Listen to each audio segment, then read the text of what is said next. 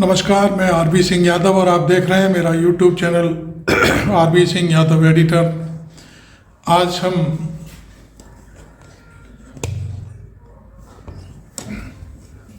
बिहार की सियासत में जो तेजी आई है उस पर बात करेंगे। अचानक से आपको मालूम है कि 2 दिन पहले भारत सरकार ने एक प्रस्ताव के जरिए बिहार के पूर्व मुख्यमंत्री और समाजवादी चिंतक, कहना चाहिए समाजवादी नेता रहे कर्पूरी ठाकुर को भारत रत्न दे दिया। इस दौर में चूंकि नीतीश कुमार वहाँ के चीफ मिनिस्टर हैं और बिहार का मसला है वहाँ से जुड़ा हुआ है, वो सीधे राजभवन गए और वहाँ से उन्होंने राज्यपाल के माध्यम से शायद प्रधानमंत्री को बधाई दी और कहा कि ये हमारी मांग थी और ये बहुत पुरानी मांग थी जिसको आज आपने पूरा किया। तो ये कटसी के तौर पर तो ये कहा जा सकता है कि ये तो सरकारी माध्यम है, जो बातें करते हैं और नहीं करेंगे तो ये बात गलत संदेश भी जाता है। तो लेकिन इसके बाद से गोदी मीडिया है जो मोदी जी का, वो कयास लगाने लगा कि अब सरकार गई तब सरकार गई और ये हुआ और वो हुआ, और तमाम कयास ये लगे कि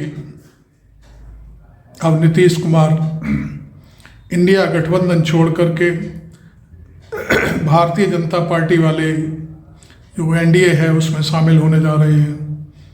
हालांकि दोनों तरफ से कहीं कोई किसी तरह की गुंजाइश लिखित तौर पर या पुष्ट तौर पर दिखाई नहीं दी। आज भी पूरी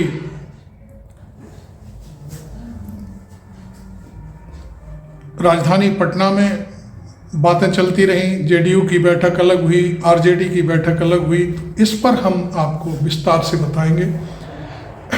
विस्तार से यदि आपको मेरी बात सुननी है तो मेरे चैनल को सब्सक्राइब कर लें और लंबा है और अंत तक देखें।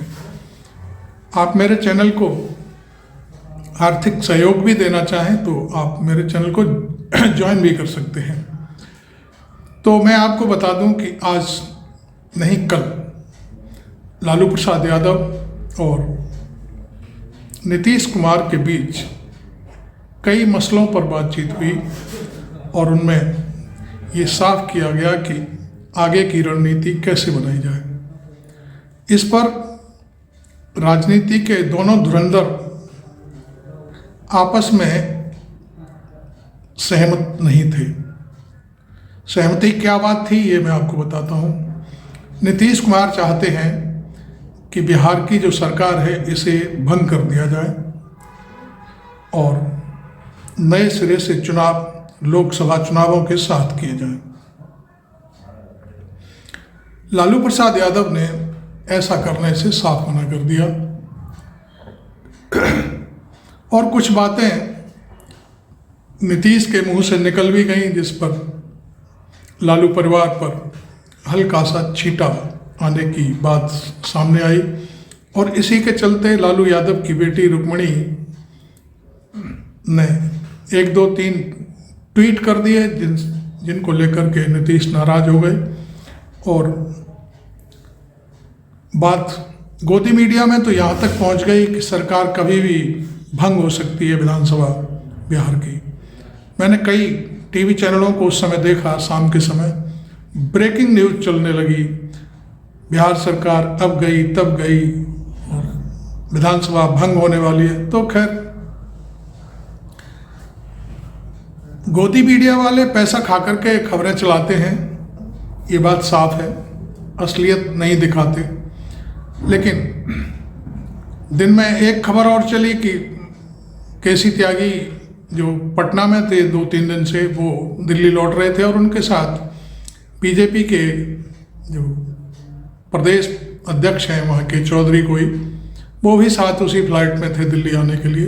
तो इसको भी ज़बरदस्त एक तनाव भरी बातों को रखकर ब्रेकिंग न्यूज़ बनाई गई कि अब दिल्ली में फैसला होने वाला है और चौधरी जा रहे हैं और ये बताएंगे वो खैर, केसी त्यागी ने एयरपोर्ट से उतरने के तत्काल बाद कहा कि इंडिया गठबंधन में कोई फर्क नहीं आने वाला, सब ठीक ठाक है। आपको ये भी बता दें, शायद पता नहीं होगा अभी तक आप लोगों को, केसी त्यागी को नीतीश कुमार ने जनता दल यूनाइटेड का पॉलिटिकल एडवाइजर नियुक्त कर दिया है। पॉलिटिकल एडवाइजर नियुक्त करने के मायने बहुत कुछ होते हैं। वो सलाह देंगे उनको, नीतीश कुमार को, कि आपको अब क्या करना है और उससे आगे की रणनीति क्या बनानी है। तो ये सारी चीज़ें हैं।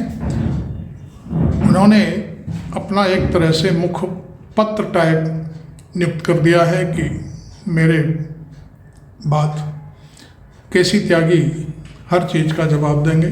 तो केसी त्यागी चूँकि अब एक जेडीयू के मुखपत्र बन गए हैं, पॉलिटिकल एडवाइज़र हैं, तो वो जो कह रहे हैं तो उस बात को तो नकारा नहीं जा सकता, क्योंकि वो जनता दल यूनाइटेड की आवाज़ है, नीतीश कुमार की आवाज़ है। तो ये तो बात एयरपोर्ट पहुंचते पहुंचते ही फुस हो गई।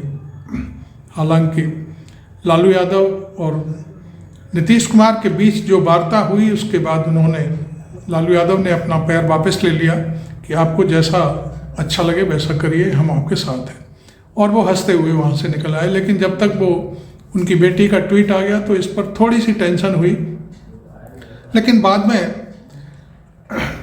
रोहिणी ने अपने ट्वीट वापस ले लिए और डिलीट कर दिए, कहना चाहिए, एक्स पर थे जो। तो ये बातें पिछले कई दिनों से चल रही हैं कि नीतीश कुमार रूठे हुए हैं, इंडिया गठबंधन छोड़ देंगे और इधर चले जाएंगे उधर चले जाएंगे, लेकिन मुझे नहीं लगता कि ऐसा होने वाला है। खैर, ये तो बात रही बिहार की।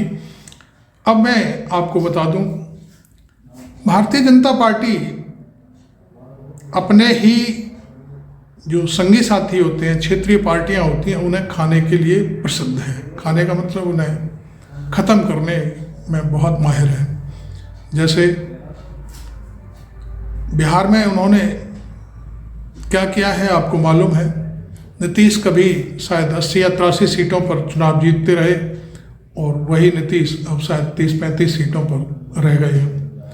ऐसे ही महाराष्ट्र में शिवसेना उनकी समर्थक पार्टी थी और आज शिवसेना कहाँ बैठी हुई है, और उसको तोड़ फोड़ करके पूरी तरह से बर्बाद कर दिया। और 6 छत्रपौर थे जो एनसीपी वाले, उनको भी 2 हिस्सों में बांट दिया। तो ये उसकी, मैं समझता हूँ, नियत रहती है भारतीय जनता पार्टी की कि क्षेत्रीय दलों को कैसे समाप्त किया जाए। अब बात आती है बंगाल की। तो देखिए, मैं आपको बता दूं, उत्तर प्रदेश लोकसभा सीटों के मामले में सबसे बड़ा स्टेट है और उसके बाद 48 सीटें महाराष्ट्र में। महाराष्ट्र दूसरे नंबर पर आता है और तीसरे नंबर का सबसे बड़ा स्टेट है पश्चिम बंगाल और उसके बाद चौथा नंबर है बिहार का। अभी हम उत्तर प्रदेश पर तो कोई बात नहीं करेंगे, लेकिन हम उन तीनों राज्यों पर बात करेंगे जहां पर भारतीय जनता पार्टी की जो मोदी सरकार है वो पूरी तरह से नज़र गड़ाए हुए है कि कैसे इन राज्यों में छत्रपों को मोड़ा जाए, अपने तरफ किया जाए, कुछ भी किया जाए, कैसे भी किया जाए, जो भी उन्हें हथकंडा अपनाना पड़े अपनाएंगे। तो अभी जैसे कल ही एक फ्लैश आया ममता बनर्जी का कि वो अकेले चुनाव लड़ेंगी। आज उन्होंने बिल्कुल और साफ कर दिया कि नहीं, वो अकेले ही चुनाव लड़ेंगी, क्योंकि उन्होंने जो प्रस्ताव एनडीए को अपनी तरफ से दिए थे उन्होंने नहीं माने। इसलिए मुझे अलग ही लड़ना पड़ेगा और मैं कांग्रेस के साथ मिलकर चुनाव नहीं लड़ूंगी। तो उन्होंने एकदम क्लियर कर दिया। उनकी प्रेस कॉन्फ्रेंस के बाद मैं आपको और एक चीज़ बता दूं कि राहुल गांधी की न्याय यात्रा असम से हटकर अब पश्चिम बंगाल में आ गई है। आज ही उन्होंने प्रवेश किया है और पश्चिम बंगाल आते ही उन्होंने सबसे पहले एक प्रेस को संबोधित किया और उसमें कहा कि हम दीदी से टकराने नहीं, उनके साथ उनसे मिलकर काम करने आए हैं। तो एक ये सबसे बड़ी बात राहुल गांधी की तरफ से। राहुल गांधी वैसे भी बहुत ही मैच्योरिटी से बात करते हैं। उन्होंने पहले ही कई बैठकों में, जो एनडीए की बैठकों में हुई, कि वो प्रधानमंत्री पद के बिल्कुल भी दावेदार नहीं है, कहीं से होकर के भी नहीं है, और ना ही कांग्रेस। जो दल चाहे वो निर्णय करे और हम उसके साथ हैं। तो इससे बड़ी और क्या बात हो सकती है। अब एक बात इंडिया गठबंधन के ऊपर एक और खेल है। केजरीवाल ने बिल्कुल अभी तक कोई बात नहीं कही है। दिल्ली की 7 सीटें हैं, आपको मालूम है। 7 सीटों में से केजरीवाल के पास एक भी सीट नहीं है, सारी सीटें बीजेपी के पास हैं। और पंजाब में जो कहानी है, वो वहाँ का चीफ मिनिस्टर है जो भगवंत सिंह मान, वो अपनी अलग कहानी कहने लगे। उन्होंने कल मना कर दिया कि वो किसी से भी साथ मिलकर चुनाव नहीं लड़ेंगे। सारी सीटों पर आम आदमी पार्टी चुनाव लड़ेगी। हालांकि कांग्रेस की वहाँ पर लगभग 7 सीटें उसके पास हैं इस समय भी, 10 में से, और शायद 1 सीट आम आदमी पार्टी ने जीत पाई है। तो उसमें वो दावा ठोंक रहे हैं कि कांग्रेस की सारी सीटों पर भी हम चुनाव लड़ेंगे। तो ये भी एक दोहरापन आम आदमी पार्टी में नज़र आ रहा है। क्योंकि अभी जो राम मंदिर का मसला था, देखिए मैं आपको साफ कर दूं, आपकी कोई नीति है तो उस नीति पर चलिए। राम के मसले पर, मेरा कहना, धर्म के मामले पर भारतीय जनता पार्टी राजनीति कर रही है, तो अरविंद केजरीवाल को इन बातों से दूर रहना चाहिए। जब उन्होंने भी अपने हर मंगलवार को वहाँ पे पूजा पाठ होगा, ये होगा, एक पॉलिटिकल पार्टी और एक पॉलिटिकल लीडर को ये सारी चीज़ें शोभा नहीं देती। क्योंकि जो व्यक्ति पॉलिटिकल हो जाता है वो किसी धर्म, किसी जाति का नहीं, वो पूरी मानव जाति का लीडर होता है। उसे हर व्यक्ति की बात सुननी पड़ती है। ये एक संवैधानिक व्यवस्था है और नेचर का सिद्धांत भी है। यदि आप राजा हैं तो आपके लिए सारी प्रजा एक बराबर है। अब जो लोग प्रजा को एक बराबर नहीं मान रहे, नफरत फैला रहे हैं, उनकी बात हमें नहीं करनी है। लेकिन जो लोग इंडिया गठबंधन में हैं वो बहुत ही धर्मनिरपेक्ष सिद्धांत पर चलने वाले लोग हैं, सारे के सारे। लेकिन जब आप धार्मिक चोला ओढ़ने की भारतीय जनता पार्टी के साथ कोशिश करते हो, मिलान करते हो, तो फिर आपके ऊपर शक सुबह शुरू हो जाती है। तो ये तो सारी चीज़ें ये रहीं। लेकिन अब राहुल गांधी ने जो स्टेप लिया है, अब देखिए गेंद ममता बनर्जी के पाले में है कि वो इस मामले में क्या बोलती हैं। क्योंकि राहुल गांधी ने साफ कर दिया कि हमारी कोई लड़ाई नहीं है उनसे, वो जैसा चाहे वैसा करें, हम तो उनके साथ मिलकर काम करने आए हैं। हमारा कोई पैमाना नहीं है, जैसा वो कहेंगे वैसा होगा। अब बात यहाँ उठती है कि ममता बनर्जी ऐसा क्यों कह रही हैं, किसका दबाव है?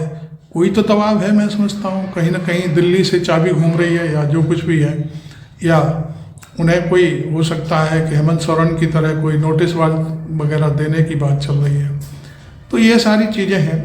तो अब बात यह है कि 3-4 राज्यों में लगभग 100 से 110 के बीच जो लोकसभा क्षेत्र हैं, उनमें मोदी अपना जुगाड़ ढूंढ रहे हैं, अमित शाह अपना जुगाड़ ढूंढ रहे हैं कि कैसे इन चारों राज्यों में अपनी व्यवस्था को ठीक किया जाए। इसमें पंजाब की 10 सीटें हैं, 40 सीटें बिहार की हैं, 42 सीटें पश्चिम बंगाल की हैं और 48 सीटें आपके महाराष्ट्र की हैं। तो ये सारी बातें हैं। हालांकि गोदी मीडिया में जो चीज़ें चल रही हैं उसमें सिर्फ सिगूफेबाजी की पत्रकारिता हो रही है, और वो कभी ममता गई, कभी नीतीश गए, कभी कोई गया, कभी कोई गया, इस तरह की बातें करके मैं समझता हूँ पब्लिक को सिर्फ शगुफा दे करके बेवकूफ़ बनाने की बातें हैं। क्योंकि अभी ताज़ा खबर जो बिहार की थी, उस पर केसी त्यागी ने अपना स्टैंड क्लियर कर दिया कि कोई दिक्कत नहीं है, हमको कुछ नहीं है। अब बात आती है कि भारतीय जनता पार्टी इसके लिए क्या सोच रही है। भारतीय जनता पार्टी का सोच यह है कि उत्तर प्रदेश में जिस तरह से मायावती ने कह दिया है कि हम अलग लड़ेंगे, ऐसे ही पश्चिम बंगाल में ममता ने भी कह दिया कि हम अकेले लड़ेंगे, और वो शायद प्रेशर की राजनीति के चलते महाराष्ट्र में भी यही बात करने की कोशिश कर रही है कि वहाँ एनसीपी और शिवसेना और फलाना ढिमका जो भी हैं वो सब अलग लड़ें।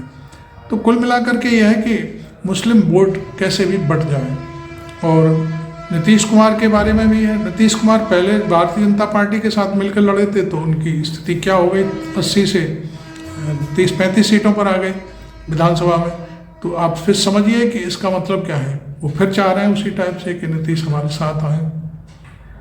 हालांकि नीतीश कुमार एक निर्विवाद नेता हैं, उनके ऊपर अभी तक कोई दाग नहीं है, लेकिन अब बात आती है कांग्रेस को इन सब लोगों के साथ मिलकर के सीटिंग अरेंजमेंट जल्दी करना चाहिए और कभी भी किसी भी समय स्थिति को जो बिगड़ती जा रही है उसे संभालना चाहिए। एक भारत निर्वाचन आयोग की एक चिट्ठी वायरल हो रही थी, उसमें लिखा हुआ था कि शायद अप्रैल के महीने में 16 अप्रैल को चुनाव हो सकते हैं। इस तरह का एक चिट्ठी मैंने पढ़ी थी कहीं, तो मुझे लगता है कि शायद मई अप्रैल में चुनाव होने की पूरी संभावना है, क्योंकि मतदाता सूची का भी ऐलान कर दिया गया है कि सबको दुरुस्त कर लिया गया है जो भी है। तो अब इंडिया गठबंधन को जिस तरह से कमज़ोर करने की बात बार बार कही जा रही है, ये मैं समझता हूँ इंडिया गठबंधन के नेताओं को अब सोचना समझना जरूरी है। आपको ये वीडियो कैसा लगा, मेरा एनालिसिस, इस पर आप जरूर टिप्पणी करें। यदि आपको कुछ कहना है तो कह सकते हैं। हालांकि कई जगह लोग मुझे ट्रोल कर रहे हैं, कमेंट भी कर रहे हैं, कहते हैं कि आपको, एक जगह तो मुझसे एक व्यक्ति ने कहा, कोई सम गुप्ता है, कि आपको भुट्टे बेचने की ठेल लगा लेनी चाहिए, ये आपके बलबूते की बात नहीं है। और वो भी यहाँ नहीं, दिल्ली में राहुल गांधी के घर के आसपास, वहाँ भुट्टे की दुकान खूब चलेगी। हालांकि उनकी जो लैंग्वेज थी टूटी फूटी हिंदी थी, उन्हें लिखना भी नहीं आता कि वो क्या लिख रहे हैं। तो मैंने उनको, फिर मैं बधाई देता हूँ कि आपने मुझे अच्छा कारोबार बता दिया है, मैं भुट्टे ज़रूर आप बेचूंगा, फिर आप मुझसे ख़रीदने आना। तो खैर इसी तरह से और भी लोग हैं, तमाम तरह की बातें लिखते हैं, गालियाँ भी देते हैं लोग, लेकिन मैं इन सब बातों की कोई परवाह नहीं करता, वो उनका काम है। और वो चूँकि अंधभक्ति में डूबे हुए हैं तो वो उसका तो फिर किसी के पास भी कोई इलाज नहीं है। और जिनको कोई शक है, कोई शुबा है, वो ये सोचते हैं कि हम ही सब कुछ हैं इस दुनिया में, तो इसका तो जो क्या कहना चाहिए, तुकमान जो हकीम थे उनके पास भी इलाज नहीं है। हर आदमी सोचता है, आज के युग में चूँकि सोशल साइटें बहुत खुली हुई हैं, आदमी, हर व्यक्ति पत्रकार बन गया है, हर व्यक्ति कमेंटेटर बन गया है। जिनको कोई बुद्धि नहीं है, जिनको कोई मतलब नहीं है, उन्हें यही नहीं मालूम कि हम कौन हैं, हम क्या हैं, हमारे साथ क्या हो रहा है, हमें कौन बेवकूफ़ बना रहा है। जब उनकी आंखें ही बंद हैं तो हम उसमें अब कुछ नहीं कर सकते। बहुत से हमारे कुछ जो कहना चाहिए कि लोग हैं, वो पता नहीं किस धुन में हैं, उन्हें सिर्फ और सिर्फ रामधुन दिखाई दे रही है और कुछ नहीं। देश के विकास के बारे में, महंगाई और भ्रष्टाचार के बारे में कभी वो लोग नहीं बोलते। देश में मुझे सिर्फ, मैं आपको बता दूं, मुझे एक ही लीडर सामने लगता है जो नरेंद्र मोदी के महंगाई, भ्रष्टाचार और विकास को लेकर के जो बात कह रहा है अपनी, और उनको सीधे सीधे टक्कर दे रहा है, वो है राहुल गांधी। आपको ये एनालिसिस कैसा लगा, मैं आपके कमेंट का इंतज़ार करूंगा। Thank you very much. मैं आरबी सिंह यादव।